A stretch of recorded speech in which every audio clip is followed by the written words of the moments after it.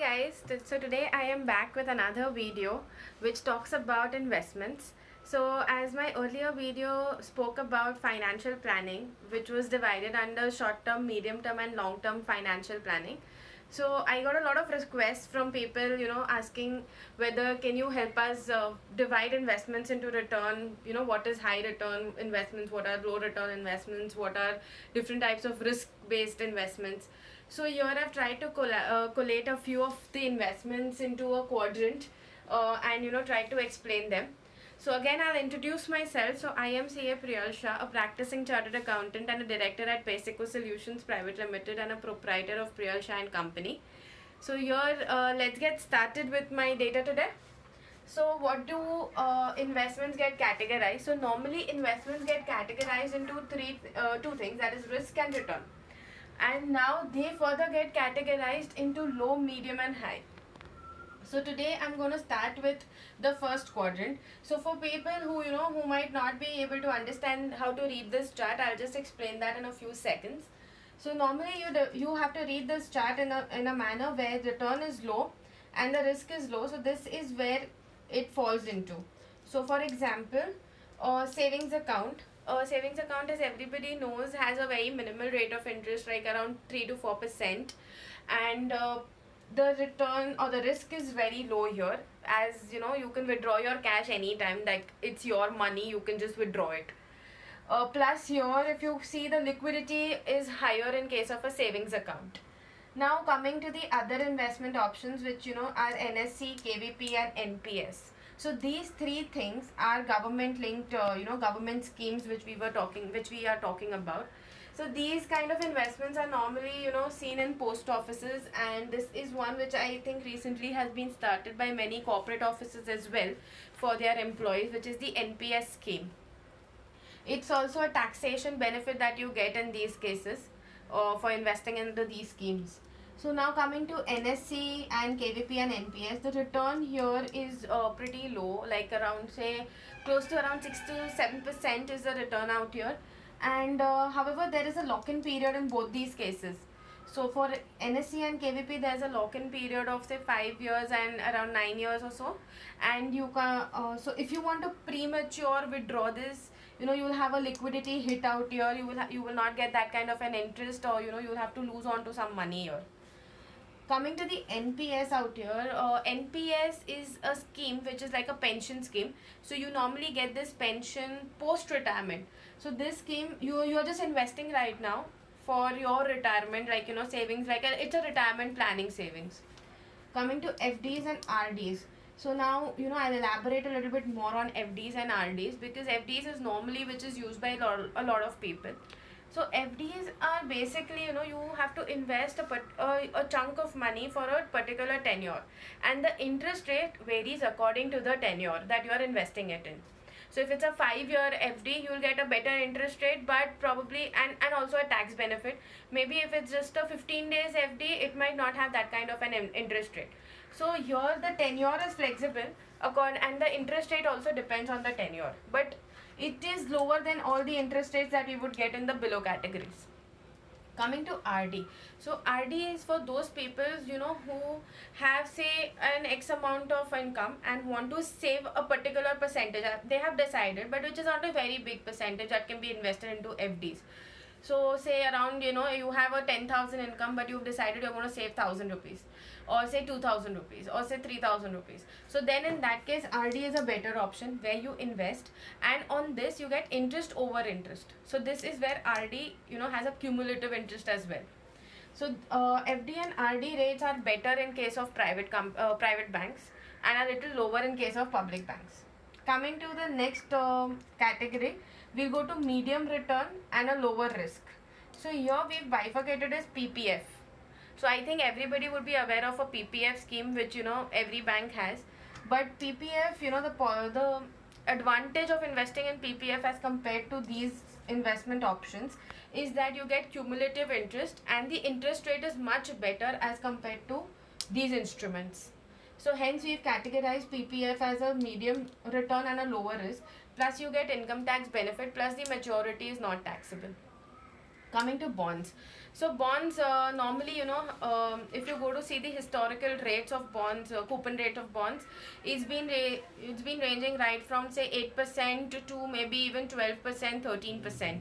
So here you get varied interest rates for bonds, and also the risk that is there in this is the lowest risk. Normally people invest in bonds because they want to be risk averse. So hence bonds have been categorized as lower risk and medium returns. Coming to ULIP. So ULIP is categorized under a medium return, mainly being that it also covers life insurance, like it covers your life over here in ULIP. Plus you would say that it's a market linked stock, and it's linked with the market, its returns are linked with the market. So yes, ULIP and mutual funds both have returns linked to the market, but they've been categorized under different risk categories, mainly because in mutual funds there are so many charges that the returns that you get are normally deducted because of those charges, and in case of ULIPs the charges are not that high. So hence the returns are better as compared to over here, I mean as compared to mutual funds. Here in mutual funds the risk is that at a particular extent, when a tenure gets completed, the mutual fund tenure gets completed, you need to either redeem it or extend it. So if the market is not really favorable, you extend it, but if you extend it and still the market at the time of expiry, second expiry, also remains not favorable, so you tend to make a loss out here in this case. So hence the risk is kept as medium. Coming to the next category, which is like the most awaited category, I believe, from the start of the video. So here the returns are high. Now, and the risk has been categorized. Now, why is the return high in commodities like gold and silver? So if you would go to the historical data, I would just pick up one historical data which is like very recent, like last 3 years data, I would say. So today everybody knows that the gold prices have been, at the peak of 46,000 for every 10 grams. So if you see that 3 years back the rate was approximately around 30,000 to 29,000 for 10 grams. So if you see the increase, it's been more than 30% out here. So that's the reason why we've categorized it in higher return. Plus I would say that this is also very highly liquid, because today if you have a 10-gram gold coin and you want a liquidity or you want cash ASAP, you just go to a jeweler and sell it off over there, you get the cash in your hand. So this is very liquid and also a high return asset.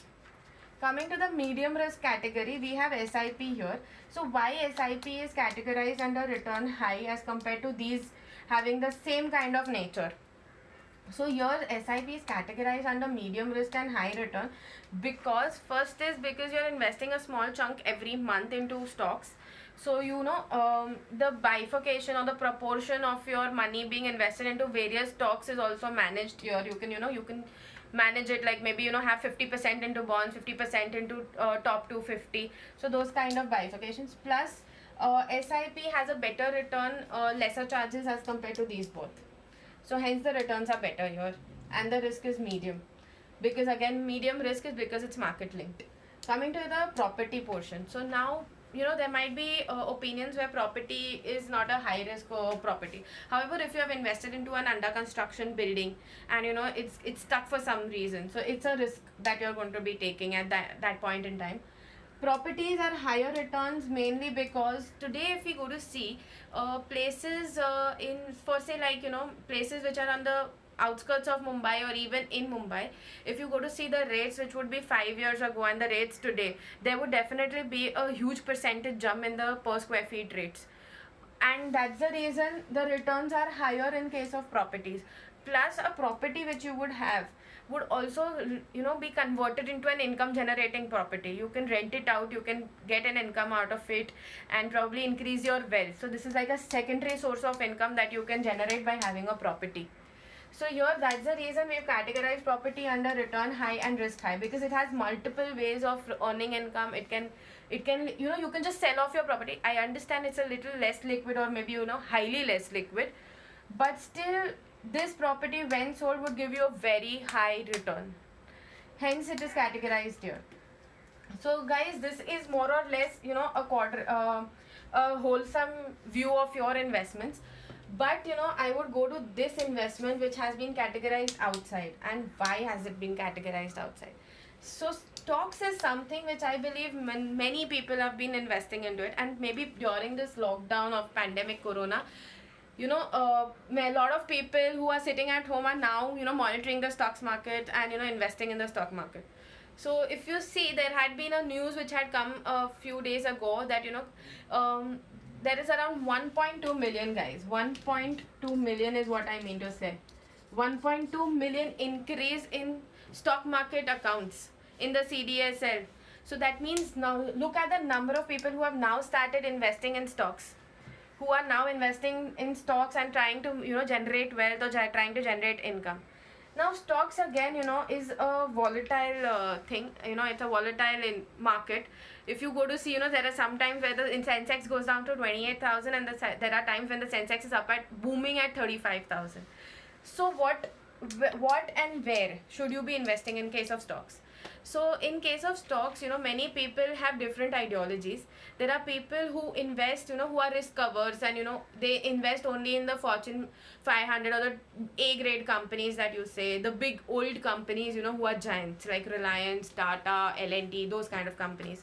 So those companies are companies which generate a lot of income, or say they have a good retained earnings, and hence they give a lot of dividends also.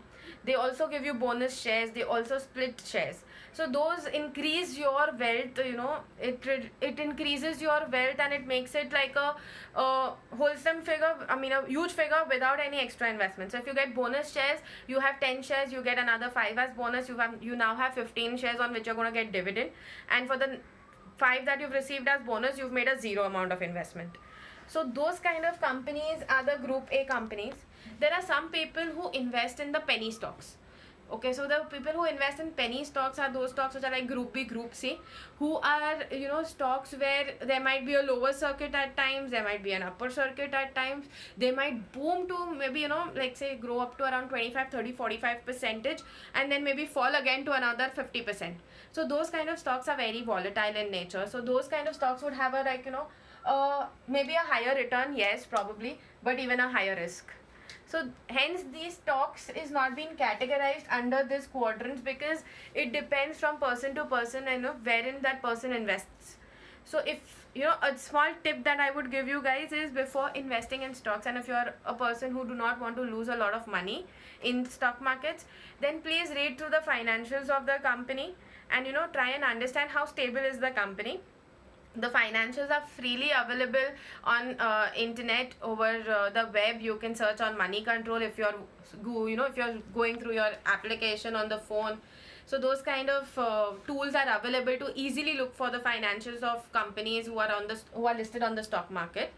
And also I would request that if you are not aware of stock markets and you don't want to burn your hands in the stock market, you can consult a market analyzer or a stock market analyzer and take his opinions as to what stocks you should be investing in.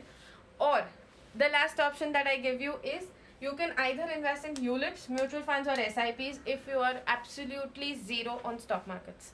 Please don't burn your hands by investing in stock markets unless you are aware of how it operates.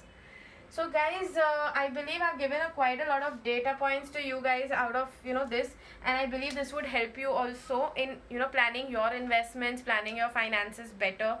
And you should have investments, or you should have your money placed out in each of these brackets, so that there is return which comes in each and every month. You have incomes, you have safe investments also, you have medium risk investments also, and you have high risk investments also. So please plan your investments in this way. So guys, if the knowledge that I have shared really helps you, please pass it on to other people, and please like, share and subscribe my video. Thank you so much, guys.